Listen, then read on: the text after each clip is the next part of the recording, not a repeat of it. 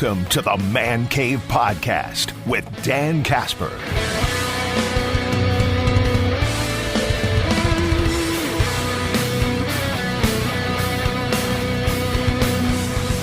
Welcome to the Man Cave Podcast with Dan Casper, keeping you updated with the latest in the sports world.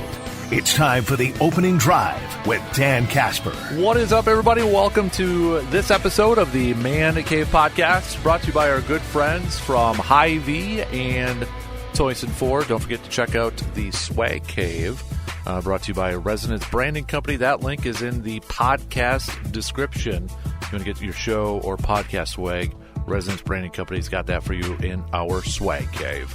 Got a special guest joining us on this episode of the Man Cave Podcast. I was on his podcast, was it December, I think it was, right before Christmas, sort of thing? At the heart of the Christmas season, I think. Yes. Adam from No Idea is joining me in studio. We've had his brother on. Now we got to have Adam on. Or I should say gotta have. It makes it sound bad. We are having on Adam. Yeah, you're lucky. It's a step up. Well, hey, thanks for stopping in and, joining the pod first. Not a problem, Appreciate man. That. It's a pleasure to be here. I'm excited. Yeah. First of all, you are the guy. Oh, it's back there, the Couch Coach hat and the mug that I use sometimes, yet still. So, big thanks for that, man. Yeah, not a problem, man. Like I said, I listen quite a bit, and I always, especially when I know Aaron is going to be calling in and stuff, I got to give him crap because half the stuff he talks about, he doesn't know what he's talking about. Nice. He likes to sound like it. But. Well, then we got to get you to text in. Yeah. And all that, right? I know. A little back and forth there. Well, let me ask, so kind of a refresher, No Idea. Make sure you're following along on YouTube with their page and such. Give us a little bit of a background quick on No Idea. What was the premises of this? Why did you and Aaron want to start this, or where did the idea come from? Yeah, Aaron's one that usually has all the ideas, and he just always comes to me, and I mean, he's kind of the brainchild of it. And during COVID, just like everybody else, where everybody was bored, trying to figure out what to do, what they can do to stay sane, and he came to me, and I'm actually not a very big social media guy at all. I'm actually kind of a little bit anti-social media, but he came to me and was like, "Hey, let's do this thing on YouTube," and I'm like, "Okay, let's go." You know. It was, like I said, his idea, and I was just along for the ride, and then it just kind of took off. I think one of the first videos we made was reviews on trail cams, and it took off. It not went viral by any means, but all of a sudden we had a few thousand views, and we're like, oh my gosh, that's pretty easy. And then a few months later, we made a review on the Masterbuilt Gravity Series grills, and that really took off. I think we may have, or we're really close to crossing over 100,000 views on that one. It had a lot of interaction with, so that just, it kind of sparked our interest. We do everything from product reviews to hunting excursions to just sitting down with local small town sportsmen and talking about everything from, we talked to Bimbo Gifford. He makes the Bimbo skunk. It's a little fishing lure fly.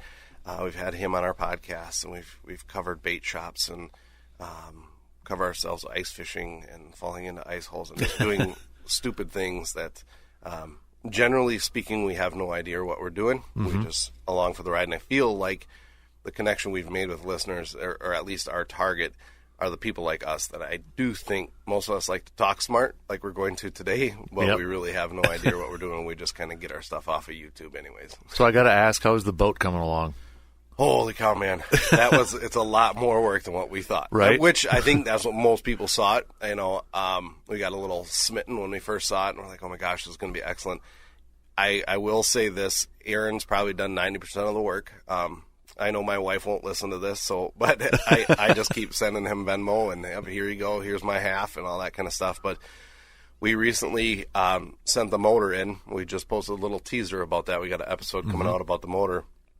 We had no clue. I mean, it's a 1977. I saw you guys were kind of standing back a little bit. It was scary. Like, we didn't know what to expect. We didn't have a battery for it, so we hooked it up to a car to figure it out. And we knew it had compression. We knew it had spark, but that's about all we knew. So we gave it a whirl, and as soon as we got the choke on, it fired right off. So we're in a really good spot with that. We got the transom. Aaron did a lot of work with the transom. I mean, everything down to the fiberglassing. He's done an excellent job. We got to replace a couple stringers.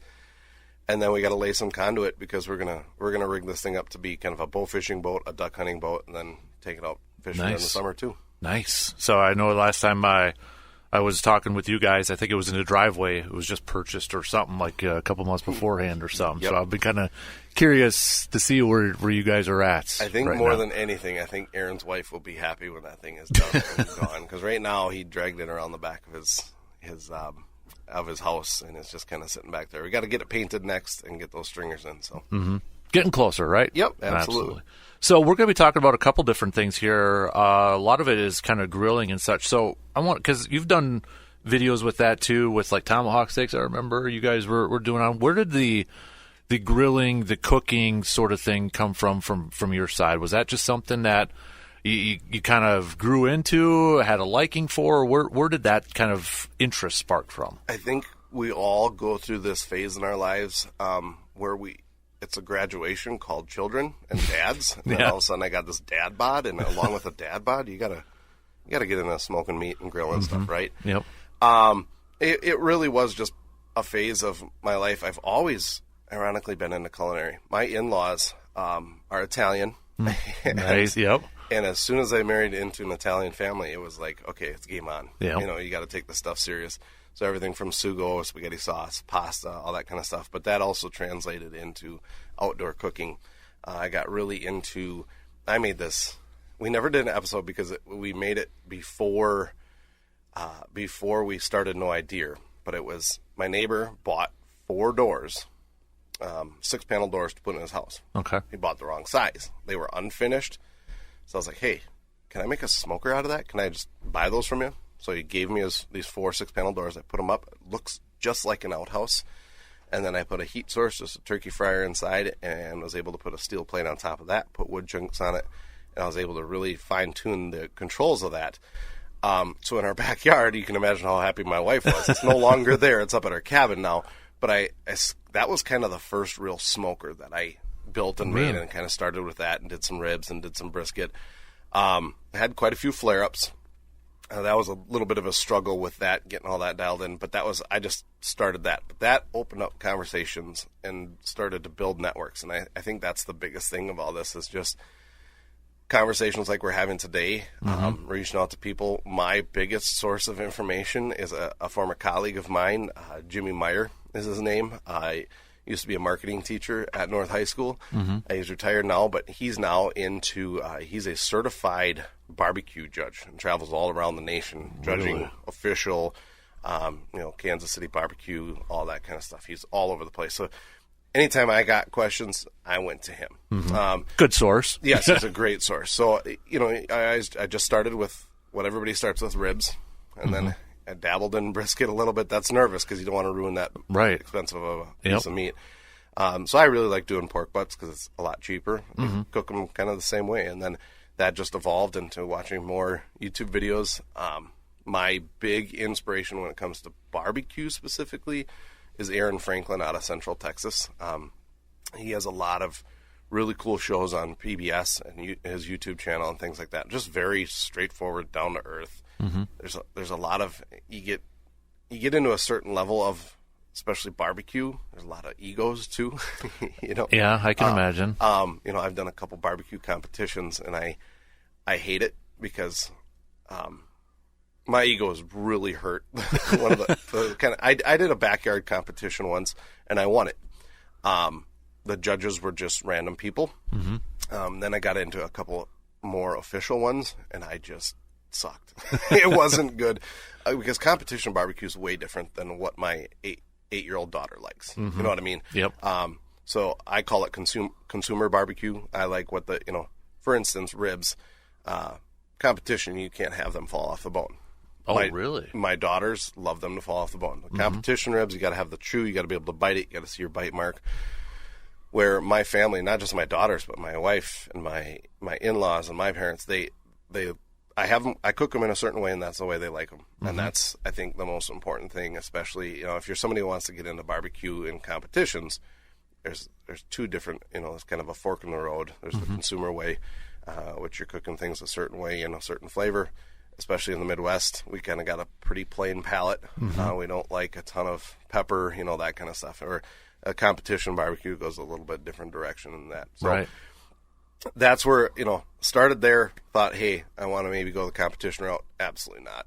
It was all just, I like to cook and smoke meat and, food. I like to call it more outdoor cooking because it is a lot more than just that. I've gotten really big into this. I turned 40 last year. My wife bought me an Uni wood-fired pizza oven. Ooh, nice. I've really gotten into that lately. Yeah. So it's more just about outdoor cooking. Yeah. But yeah. So it's evolved, I think, since, my oldest daughter's 12. So it's been about 12 years that the dad bod came on. And nice. That's... So you mentioned the competition. Are you still glad you did it, though, just to experience it and you went through it? Yeah, I definitely learned a lot by getting in competitions. And I have quite a few friends who've I have one really good friend, Nick, and I know he'll listen to this, but he makes some excellent barbecue. I've had some of his. He's a phenomenal outdoor cooker and smoker. Mm-hmm. He got into a competition last year and went through the same thing I went through, and it was just it was like, no way can my ribs be that bad. They're the best ribs my friends have ever had. Yep, I get that, but it's not. We can't comprehend the magnitude of competition and how many amazing barbecue pitmasters there are out there, and it's like, I'm not one of them, and it takes so much time, so much work, and I also just don't have the equipment for it. You have to you can't use Traegers. I'm sorry, pellet grills make really good food. Mm-hmm. They're never going to make excellent competition type stuff. Mm-hmm. So it's got to be wood-fired, lump charcoal, things like that. Right. That also costs quite a bit of money. Yeah. I want to go back to your smoker really quick. Did you have to look up directions how to do that? Your custom one? Did you just kind of go with your mind, or was it a little bit of both there? Or that one was completely with my mind. Then at some point in time, I had issues cooking ribs. And I couldn't figure it out, and then that's when I started to bring in outside expertise. Where I was like, oh, there's going to be hot spots in this thing. There's going to be cool spots in this thing, and the way the heat moves around it and things like that. But from initial conception to the build to the initial cook I was like, I think if I just do this and I get some hinges, I lined it with aluminum. I had 2 smokestacks on it. It literally looks like an outhouse. But yeah, the initial conception and build was all just, let's just start. Mm-hmm. Wife was not impressed. No, but it's still running at the cabin or at we the haven't land? cooked in it in a while. Okay, just because there's more efficient ways to do it now. Right. But the one thing I'd like to add, because I was a turkey fryer, so it was propane. I would like to get just a small wood-fired, like a wood burning oven that you would have, or a wood stove that you'd have for like a cabin or something really small, and do that outside with a vent kind of coming into it. That's kind of how the offset smokers kind of work, and using real wood, and then you can get these fireboards. They're called basically a computer module with a fan that can kind of control the heat a lot, so you don't have to toy with just a natural flow that much. You just make the smoker do what you want it to do. Gotcha. With those with a kind of a computer-controlled fan that controls the heat and everything like that. So I do have a little bit of vision for that. Originally, really wanted to build it because we got into making summer sausage. Okay. And in my first, where it wasn't a smoker, it was a grill that you just put some chunks in on the side. That just didn't have enough room to hang stuff like that. So I was able to build this, put some rods in it, and I could hang, I think, maybe 30 or 40 logs of summer sausage. Right. So that was one of the biggest reasons I built that. We haven't made summer sausage in probably 4 or 5 years. We're just not good enough at getting deer, I guess. It'll come.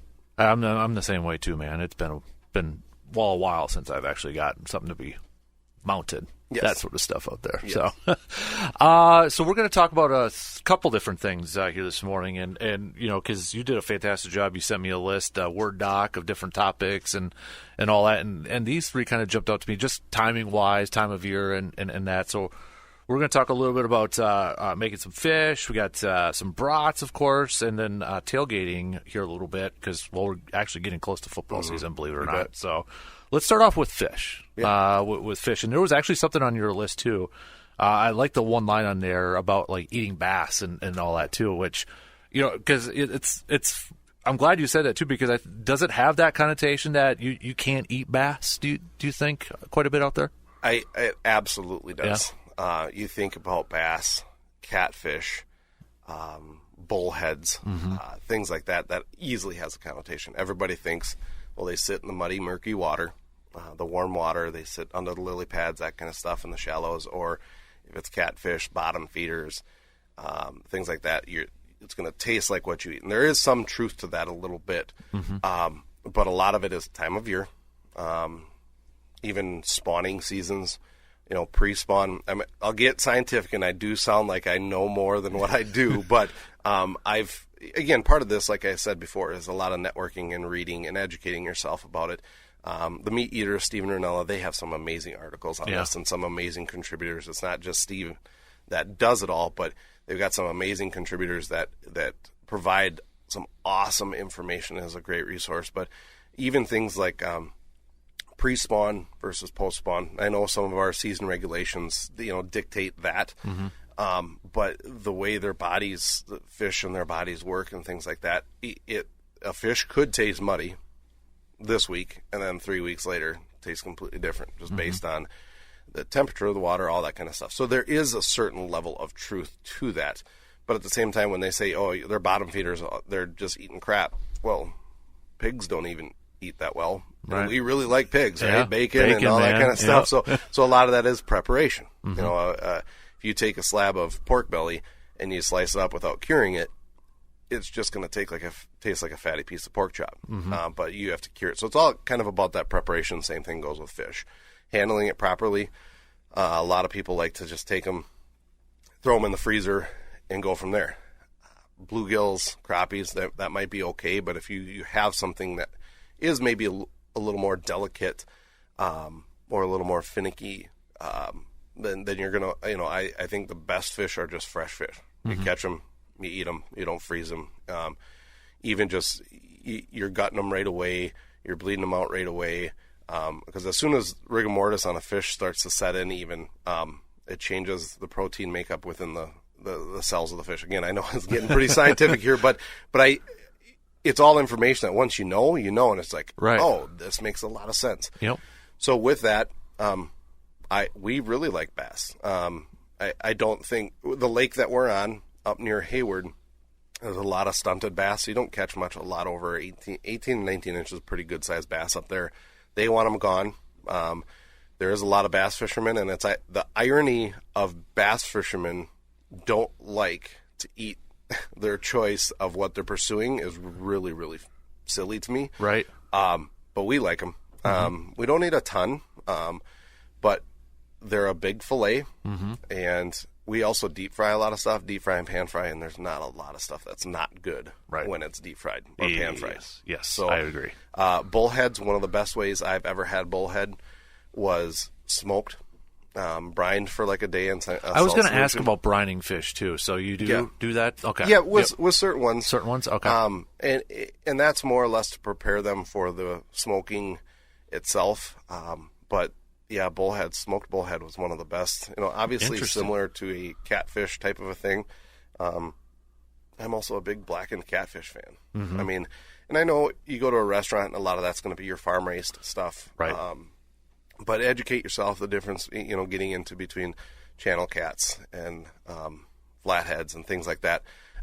Knowing that those differences too, and they eat different things. So yeah, typically predator fish are going to have a little better taste to them. But yeah, we eat bass all the time. Right. I mean, and we fillet them up. We'll maybe chunk them up a little bit differently, and then throw some shore lunch on them and fry them up. I was going to ask, do you pretty much use just shore lunch for season? Do you kind of experiment with different ones out there? Yeah, we've experimented with a lot of different ones, and I still do if I'm at home and we want to make some fish, and I'm like, oh crap, I'm all out of shore lunch. I'll just grab some flour or I'll just Google something. I'll just try something different. But again, going back to the Meat Eater and Stephen Ranella, that's a great source of a lot of really, really good recipes to try and different ways to prepare and cook them. But one of my favorite ways is actually using low melt. A buddy of mine, and you're going to hear me say a buddy of mine a ton, because again, to me, it's about your network that you build for information. If I got chicken, I got this guy. If I've got fish, I've got this guy to go, all that kind of stuff. But a buddy of mine, Tim, he does some amazing fish fries, and he uses low melt. It's vegetable shortening with butter flavor. It's very expensive, but it's a solid. It's basically vegetable oil that's concentrated down, so it's a solid, easier to transport, easier to handle. But he'll just pan fry them. So if you got a Blackstone, if you're somebody out there who has a Blackstone or a Pit Boss flat top, it's really easy to do. You just put some, and you don't have to use vegetable shortening. You could just use vegetable oil with some butter in it and just lightly coated and thrown on there, flip. So there's that pan frying that is like that. So it's the difference between deep frying and pan frying is you're still both using oil, but it's the amount of oil that you're using. So that pan frying, you're still using oil, but it's just a little bit to just get them fried on one side, then flip them. Okay. Whereas deep frying, you're completely submerging the whole thing and just letting them sit there and fry up. Interesting. Do you have any other tips when it comes to fish cooking or anything like that, or maybe some things people do that they probably shouldn't be doing, but it's a common thing or a common misconception or anything like that? One of the things I think freezing fish is everybody wants to fill their freezer, quote unquote. You know what I mean? They want to stock up so they can have some big fish fry and things like that. Again, I think you can get by with stuff like crappies and bluegills and things like that. But if you're fishing something nicer, you definitely, we've been on Lake Michigan, and we did some lake trout fishing there on a charter thing with my in-laws, and I still think something like a steelhead or a king salmon or something like that tastes so much better if it's just fresh. Yeah. You can vacuum seal it and get away with it. And it's not necessarily about freezer burn, but I think freezing fish, unless you have to. I'm also one from a conservation standpoint. I don't like filling freezers. We have our daily bag limits, and they're there for a reason. I don't know as though I know laws get broken, and we don't need to necessarily go down this rabbit hole, but laws get broken when it comes to daily bag limits, but I don't think nearly as much as the laws get broken of my freezer's full of 400, panfish fillets. I just, from a conservation thing, that's not right, but I also think just freezing fish that way, putting them in a Ziploc baggie, filling it with water or not, and then you freeze them, it just changes the structure of it. Yep. Like I said, you're going to get away with that with bluegills and crappies and things like that, but I think the nicer, more delicate fillets, I think that's a big mistake people make.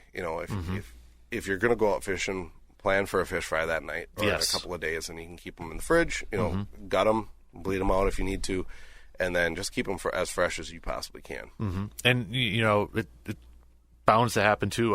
When you're talking about that with the freezer, how many times does it get pushed to the bottom, people forget about it, then you got to throw it out? I mean, you're just wasting that at that point, right? 100%. So, you want to talk some brats now, or let's go. Okay, let's talk some brats now. What kind of? First of all, do you have? There's a debate. Let me start with this. Boil, no boil, beer, no beer. What? I didn't know this was a thing until I said it to somebody, and I thought they were going to bite my head off. I'm in the same boat. I'm in the same boat there a little bit too, and it was okay. It's kind of personal now. And it was actually back to my buddy Jimmy Meyer. He was the one, because I was always, and I grew up that way. It was boil your brats quick and then throw them on the grill. Yep. And I said it once, we're going to have some brats. And he goes, well, how do you cook them? And I told him, he goes, don't you ever dare do that again. You have to do it. And then he told me. And it's just a grill, and then you're done. If you need to keep them longer, throw them in with some boiling beer or whatever it is. So that's what a lot of people do is, if you're going to have a big party. That's you cook brats and burgers and hot dogs because you're having a party or something like that. So it's an easier way to keep them hot, in a roaster or a crock pot or something like that, or even a stovetop. I still like mine just grilled. I think they produce the best. I kind of a little high at first and hot just to get the sear on the outside, and then I just bump it down a little bit just to finish off the inside. Brats, one of the biggest mistakes people make is they don't take that long to cook. No, they don't. If you want it juicier, right? Correct. Yeah. And there's always this misconception with pork. Anything with pork in it is, because when pork became much more, I guess, popular in the culinary world, especially just at-home cooking, there were so many regulations on pork and how the temperature you have to cook it to, because there was a lot of disease and issues with the meat. Where now there's so much regulation on pork meat that I'm not going to go to the extent of saying you can cook it just like beef in regards to medium and rare and things like that, but you don't need to overcook it. I think one of the biggest, and I know a lot of listeners out there will completely understand what I'm saying, especially if you're in your 40s or so. I'll never forget, I hated pork chops when I was growing up because it was like just chewing on a piece of leather because mom or dad just cooked it till it was dry, dry as possibly could be. Yep. So I hated it, but now we have it down, and especially meat thermometers and accessibility to that kind of stuff, where you cook it just to the right temperature, and they're so good and it's so juicy. Same thing with brats. Don't overcook the crap out of them. As soon as they start to split and those juices run out, it's kind of game over from that point on. Yep. So I would say if I'm talking to someone and saying, hey, what's the best brat you've ever cooked? It's probably just grilled, or just grilled long enough where it's still a little cold on the inside, and then I throw it into hot beer. Okay. I wouldn't even say simmering, because the biggest thing, we'll go down that science road again. The biggest thing is if you parboil, it actually cooks it super fast, even faster than grilling. So when you start to cook, especially any kind of meat, but specifically a brat where there's spices and fats and all that kind of, the proteins do what's called folding. The proteins fold and it attaches to all the fats and the seasonings and things like that. If it cooks too fast, it won't bind with the fats. It won't bind with the seasonings. You get this mushy texture, and a lot of times that's when you get that rubbery casing. Okay. What does everybody want on a brat? They want that crisp, clean bite. Yep. And that snap when they bite into a brat. Yep. You're likely not going to get that if you're going to boil first.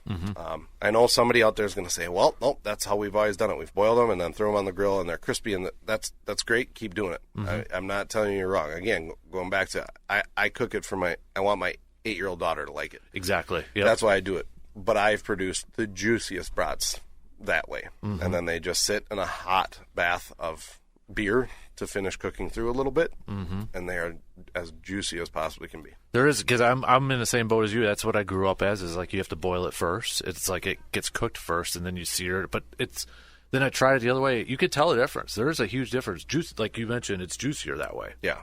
Where you don't boil it first. I mean, because is it essentially sucking out all the juices when it's getting boiled? Kind of. That aspect of things, I'm not really 100% sure. I would just guess that's why. I mean, again, when it goes to those proteins folding over, they're not binding. So, the juices are going to go somewhere. Those juices are essentially just fat that is rendering down, and if that's not going to attach to the proteins, then you're losing a lot of that. And that's why, again, when you parboil something and you go back and you look at the water, you have all this fat sitting on top. Right. So that's all the juicy goodness that you're missing in that broth. Right.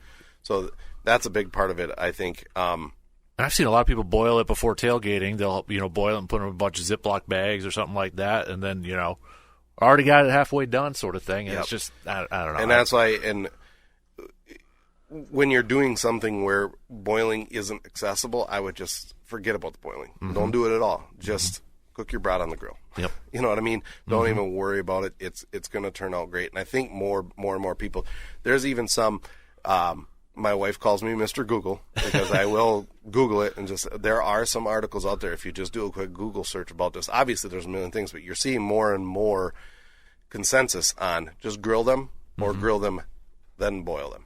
And even that, afterwards, the boiling, don't boil them, just simmer. And even just that hot bath, do not boil, just simmer them. The owner or CEO of Johnsonville has even came out and said their preferred method is just grilling. There's no boiling involved. There's even a science professor, a culinary science professor down at UW-Madison who came out with more of that science. That's where I kind of learned about the proteins folding. That said you're actually doing it injustice when you're boiling it first. The Johnsonville guy, his reasoning is that it just takes more time on a grill, so you have more time to click your tongs and drink a beer. So I think that's probably the best reason to exactly. Grill. I would agree with that one. Yeah, absolutely. Do you have like a favorite flavor, brat, or are you just straight up beer brat original? I mean, I tell you what, I've dabbled in that, and I can't say I've ever had the Dan Casper brat, because you had a brat for a while, didn't you? You still do. I don't know if I've ever had that. I think I still go back to just a good German bratwurst, some fennel. Yep. Just that to me is just loaded with sauerkraut. I was just going to ask, are you a kraut person? God, I love sauerkraut. And actually, that was a late bloom for me, though, too. Like, I grew up not liking it, but then really got a little older. I think it was just that stigma as a kid. Like, oh, no, I don't want that. Yeah. My wife won't. She can't stand it.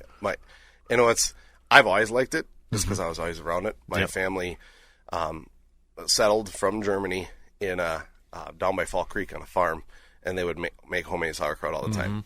Can't say I necessarily had theirs. That was a long, long time ago, but we still have the big crocks, and I made some. My one and only time I ever made sauerkraut, my wife said I can never do it again because that for a month. I mean, it started. The smell? I shaved it. I mixed it with the salt. It started to produce juices, and then within a week after I initialized it, it just reeked, and our whole house just smelled like a big fart, and it was just incredible. And my wife said, "Absolutely not, no more."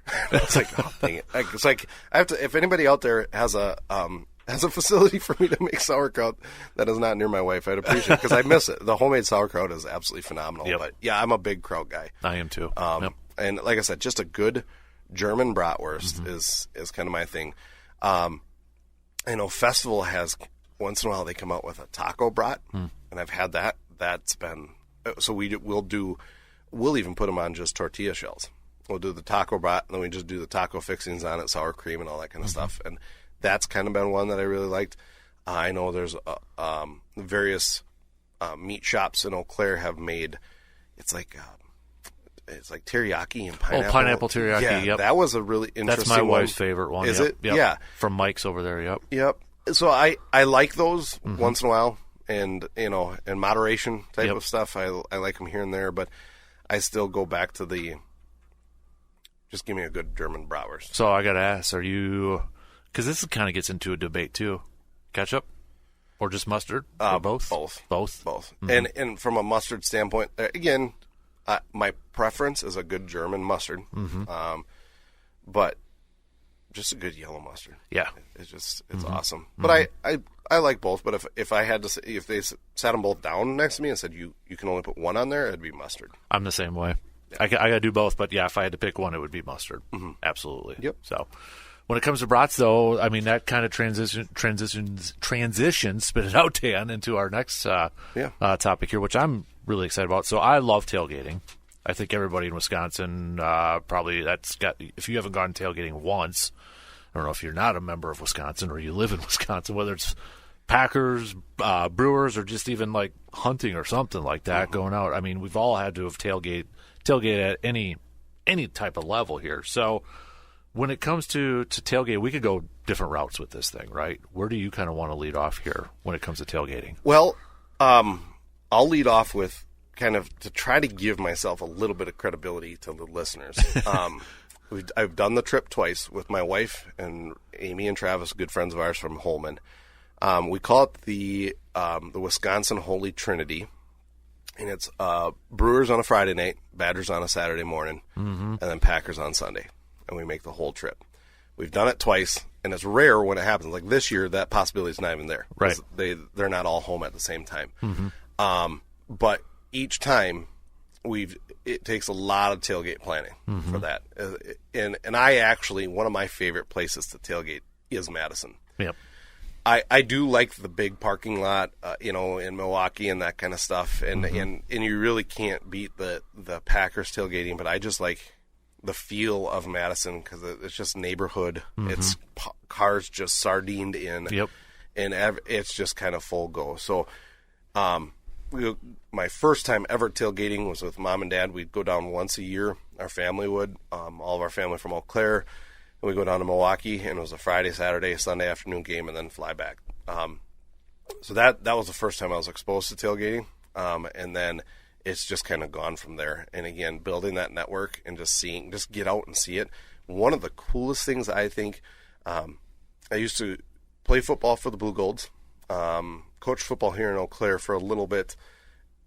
I never got to see in my time coaching and playing what happens at Carson Park even. Like that's turned into such a really cool tailgate venue. It was my last year coaching. I just kind of walked up to the edge and overlooked, and you could just see the smoke rising from the grills. I was like, this is so cool right here in Eau Claire. Such a really cool I think it's venue. an underrated one. Yeah, absolutely. So, but as far as that goes, I mean, I think the first thing we can talk about is from an equipment standpoint. just some things to keep in mind. The biggest thing right now, before we even get into fuel, is just that flat top, Blackstones, Pit Boss flat tops versus just a grill. Mm-hmm. You know what I mean? Yep. And really what you're cooking, because tailgating has come so much further than just burgers and brats. Right. You know what I mean? Yep. One of my favorite things, still to this day, we talk about it, is breakfast burritos on the grill before a Badger game with our Bloody Marys. And so really you have to think about what you're going to be cooking. I think it's a really good idea, to have two options, a flat top and a grill. Not everybody, but if you're going to buy one, Weber makes a really cool, the Weber Q series. Okay. Weber's obviously kind of a trusted name. Yep. It's a propane one. They run about $400, a little on the pricier side, but I don't think you can beat propane, just the 1 pound cylinders, and they cool off a lot quicker. Than say a cast iron flat top, things like that. That's the big thing you got to think about when you're tailgating. And so put it back in the car, right? Or yep, the truck. Everybody's seen the videos, right? Where there's a game going on, and all of a sudden, there's video in the parking lot of a couple cars up in flames because they were either too dumb to put charcoal inside, or they just put something that was too hot and something started on fire. Yep. So that's to me the big thing with tailgating is your cooking device. What are you going to cook with? That's kind of what it all revolves around, right? I do prefer grill. I prefer charcoal, but the problem with charcoal is if you go to Madison, there's not, the brewers have the charcoal dumps. They have Lambeau those does cylinders. too. Yep. So, but when you're in a neighborhood, you're not able to do something like that. Right. So you have to really be cognizant of where you're going, what you're doing, and things like that. I personally have the Masterbuilt. I'm a big Masterbuilt fan. I've got the 800 Gravity Series full grill and smoker, but they came out with a little portable tailgate thing that runs on AA batteries. And I put some lithium ions in there, and it's still running. And because it just runs off a fan, there's no heating element. You light the charcoal on the side, and then it goes. And then I bring a pliers when I'm done with that charcoal. I brought it to Madison with me, so I did it with the charcoal. I had a coffee can. And then again, it takes a lot of planning ahead with this kind of stuff. Dumped the charcoal into there when we were all done and just poured some water on it, and then just let it sit alongside the car. So that's my go-to thing. The big thing, let's go back to flat tops here for a second. The flat tops, if you're somebody who's interested in one, it comes down, so Pit Boss, theirs is like a ceramic coated, where Blackstone is just going to be that cast iron or steel.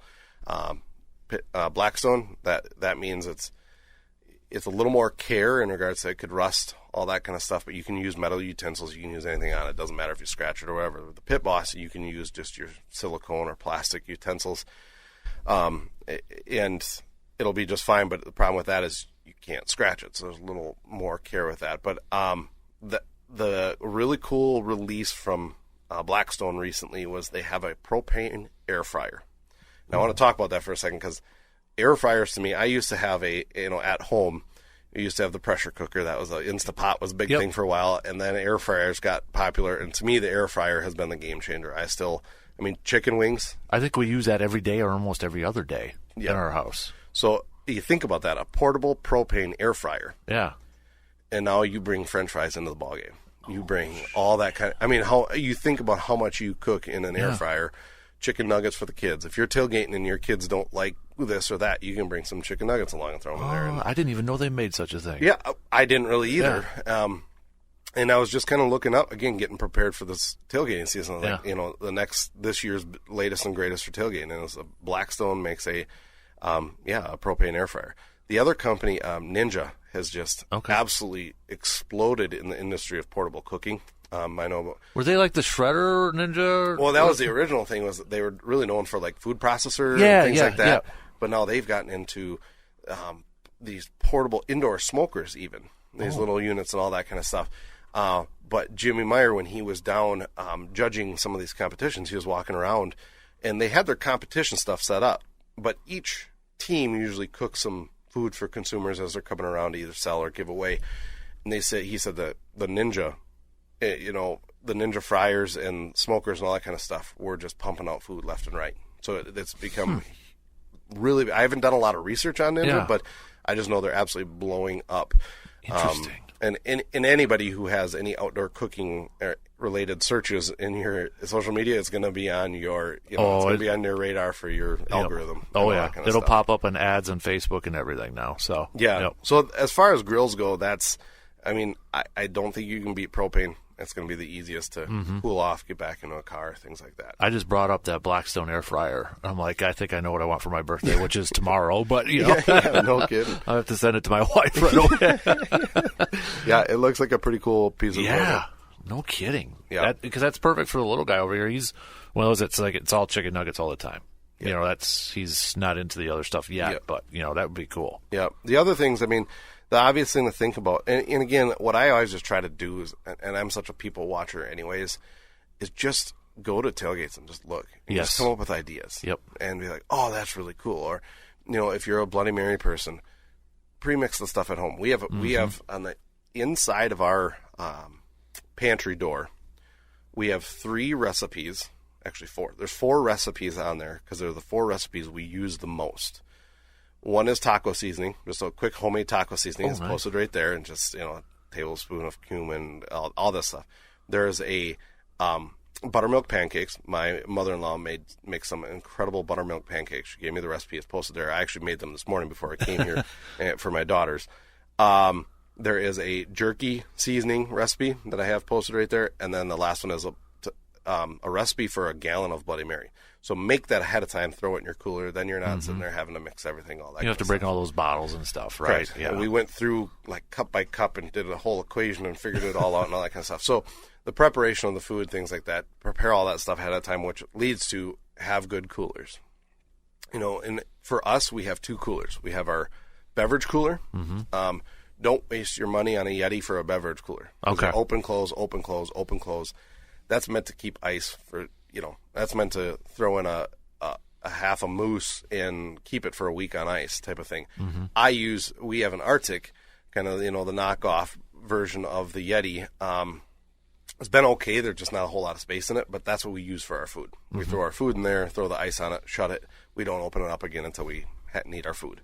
Beverage cooler, I still use a styrofoam one because it keeps the coldest. Yep. And it's awesome. I'm glad you said that because I've always been like, I want a Yeti cooler so much, and it's like the price tag on that. But the way, like you just described it, it wouldn't fit what I would use it for because, you're opening and closing it the whole time. Yeah. If I was going out west or something like that, maybe that's different. And even Arctics, like even the knockoff brands of Yetis, they're still freaking expensive. Yeah. Like, they're really expensive. Yeah. So it's still kind of like, money's money.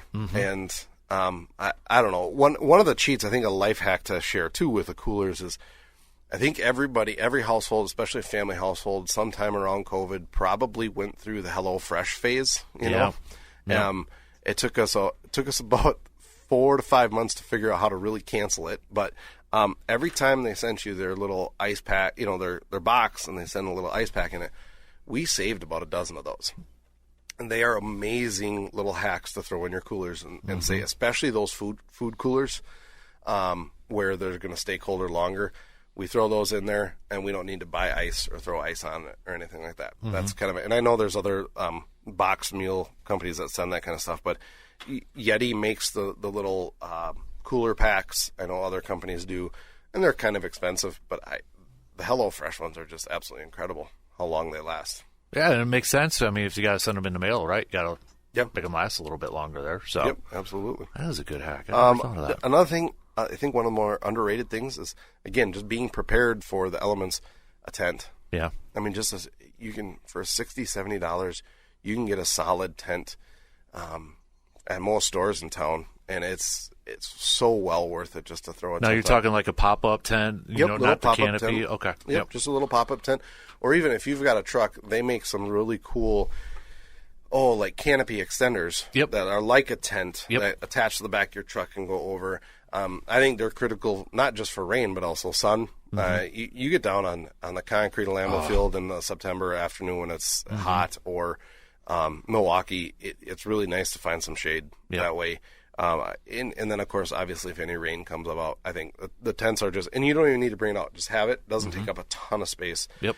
But I think one of the biggest game changers that I've seen in tailgating is just the advancement we've made in batteries and these power banks. Yes. These I've been looking at one to try to get one. For the mobile man cave, actually. Yeah. When we do broadcasts. It's an absolute game changer for Yeah. so many different reasons. I know I kind of got put onto them when my brother went on, he took a sabbatical last year and traveled half the United States, basically from here west. I think he almost hit up almost every state. But he bought one because they bought a camper van type of thing, and they bought this because they were doing some boondocking. They were out in the middle of nowhere. And there's a couple of brands. I know the Jackery is kind of that's kind of the Cadillac of those brands. So that's one to kind of keep an eye on. But I think you can find a lot of really good ones, especially with the technology as fast as battery technology has advanced. Balder, Baldr, is another really good one. That's what Aaron has, and he has I think it's a 330, and that thing does more than enough. Okay, the that's what I was going to ask. The biggest thing you're going to want to look at is how many AC plugins they have. Got it. And a lot of that's what you pay for. Okay. One thing, we just had it out. We had it out on our pontoon. We had that, a 30-inch TV. We had everybody subscribes to some type of streaming, and we were going to stream the Brewers on it, and it was absolutely incredible. You just plug it in, and it gives you kind of a estimated time left, and there was like 80 hours left. Oh, geez. I mean, it hardly went through any time just on a single 30-inch TV. But you go to tailgating a lot now, and you're seeing College game day. If it's Madison, you're seeing TVs set up. You're seeing all this kind of stuff, stereos. Get a good speaker. Get a really good Bluetooth speaker, but also don't be that guy that's just blaring music. Just play within your little bubble. Yep. But yeah, the power banks. What's another one? I think it's EcoFlow is another really good brand, but the prices really come in the different. You can get a really solid one for right around $100, $120. You can get a really, really good power bank. You might only get one plug-in with it, things like that. But you think about how many people are, especially after a game, like, oh, my cell phone's almost dead. Yep. You got to plug in especially a cell phone. Especially in the cold weather. Correct. Yep. That, I think it's just a game changer. It also opens up then the possibilities of what you cook and what you make. I see a lot of, especially at Packer games, I see it more at Packer games and Badger games than anything, but you're blending up margaritas, you're blending up daiquiris, you're seeing a lot more of that stuff where you can plug something in, you can use electricity to your advantage when you're cooking or making cocktails and things like that. So I think that's just been an absolute game changer in the tailgate world. I'm glad you brought that up because that's actually something I have been looking at and trying to figure out, because I was thinking too, like when we go and do shows, I might not be where there's an outlet. Like if we go to the draft and do a show or something like that, and so I've been looking at these. So I'm glad you brought that up too. And there's other benefits to it too. Like, I mean, if I got to hook up my laptop for something, or what if I'm like out in the woods and all of a sudden work calls and I need to log on or something like that. Yeah, absolutely. So, and then the last thing to me with tailgating is I mentioned it before, is just the preparation. You talk about your recipes, know what you're cooking. And there's a lot. There's so much with Instagram and Pinterest and all that kind of stuff. You can come up with some really, really cool stuff. But there are a lot of crappy stuff out there, too. So know what you're doing. I think Wisconsin, it's brats, it's burgers, it's things like that. But it is fun to explore a little bit. Like I said, the breakfast burritos. What we did is we pre-made the sausage, the eggs. We let everything cool off. We assembled them at home. Wrapped them up in a tortilla, wrapped them up in tinfoil, threw them in a Ziploc baggie. 2 days later, we pull up to Madison. We throw them on the grill in the tinfoil, set them on there for 15 minutes, pull them off, and they're hot and ready to go. Nice. So prepare things. Another fun one to do is like fajitas or a stir fry. Super easy to prepare everything. Put them in Ziploc baggies. Get your flat top nice and hot. Throw it on there. Basically, you're heating it up. I mean, the vegetables you can cook a little bit, but... and then tortilla shells are really easy to, and hand foods. Focus on the hand foods. Where I prefer not to have plates. Kebabs are a really popular thing with us. I mean, kebabs where you just grab the stick, hold it and eat your food off of that. Exactly. And things like that. So yeah, there's, like I said, look up some recipes. There's a lot of fun, a lot of fun things you can do. Absolutely. But just be prepared. Prepare all the stuff you can ahead of time. Dude, this was good stuff, man. appreciate you sharing it. And I know we are going to do a whole lot more coming up here too. Absolutely, So I'd love. This was a good first one to kind of get through. Yeah, absolutely. There's like I said, that list. There's a lot on there. Yeah, there is. That I can speak to. Again, I can't claim that I'm the inventor of any of it. But again, I think it's just big to build your network with whatever you're doing. From fish recipes, like I said, I've got my fish guy. I was even on the drive over here texting my buddy Dan, like, hey, how do you cook northern? Because northern, actually, back to that quick, is like my favorite fish to eat. Is it really? Okay. Yes. If you got to get a good size one, so you can do the 5 fillets on them. There's a fillet on the back, 2 on the side, but the tail fillets, the two fillets on the tail, are absolutely incredible. But I was texting him on my way over here, hey, what's your best way? And he said, poor man's lobster. They would boil it in salt water, and then they would dip it in butter, and that's your favorite way. So again, having your network of text this guy, text that lady, text them, and that's the biggest thing. But just keep your eyes peeled at tailgates. You see some really cool ideas. Oh yeah, absolutely. Adam, we're going to do this again soon. Yeah, you bet, man. But big thanks for stopping by and sharing some tips. And really, this was a lot of fun, man. Thanks for having me. Went by fast too, didn't it? Yeah. Got like an hour on here, man. So, dude, appreciate it, man. And hey, we'll catch up with you again soon, okay? Sounds good, Dan. Thanks.